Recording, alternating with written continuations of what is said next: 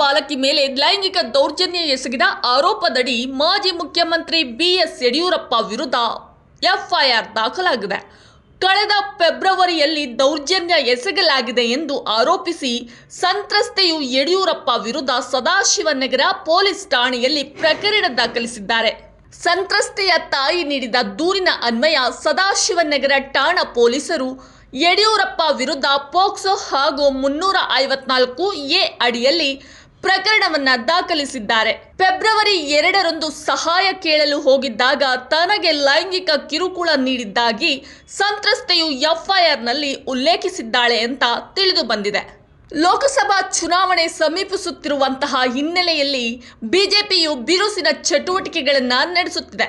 ಅಭ್ಯರ್ಥಿಗಳ ಆಯ್ಕೆ ವಿಚಾರವಾಗಿ ಓಡಾಟ ನಡೆಸುತ್ತಿರುವಂತಹ ಯಡಿಯೂರಪ್ಪ ಅವರು ಚುನಾವಣಾ ಪ್ರಚಾರಕ್ಕೆ ಅಣಿಯಾಗುತ್ತಿದ್ದಾರೆ. ಈ ನಡುವೆ ಪೋಕ್ಸೋ ಪ್ರಕರಣ ದಾಖಲಾಗಿರುವುದು ಯಡಿಯೂರಪ್ಪ ಅವರು ಸಂಕಷ್ಟಕ್ಕೆ ಸಿಲುಕಿದಂತಾಗಿದೆ. ಬಂಧನದ ಭೀತಿಯೂ ಕೂಡ ಇದೀಗ ಬಿಎಸ್ವೈಗೆ ಎದುರಾಗಿದೆ. 53 ಮಂದಿ ವಿರುದ್ಧ ದೂರು ನೀಡಿದ ಸಂತ್ರಸ್ತೆಯ ತಾಯಿ. ಪ್ರಕರಣ ಸಂಬಂಧ ಹಿರಿಯ ಪೊಲೀಸ್ ಅಧಿಕಾರಿಗಳು, ರಾಜಕಾರಣಿಗಳು, ಬಿಸಿನೆಸ್ ಮ್ಯಾನ್ಗಳು ಸೇರಿದಂತೆ ಒಟ್ಟು 53 ಮಂದಿ ವಿರುದ್ಧ ಸಂತ್ರಸ್ತೆ ಬಾಲಕಿಯ ತಾಯಿ ಸದಾಶಿವನಗರ ಪೊಲೀಸ್ ಠಾಣೆಯಲ್ಲಿ ದೂರನ್ನ ನೀಡಿದ್ದಾರೆ.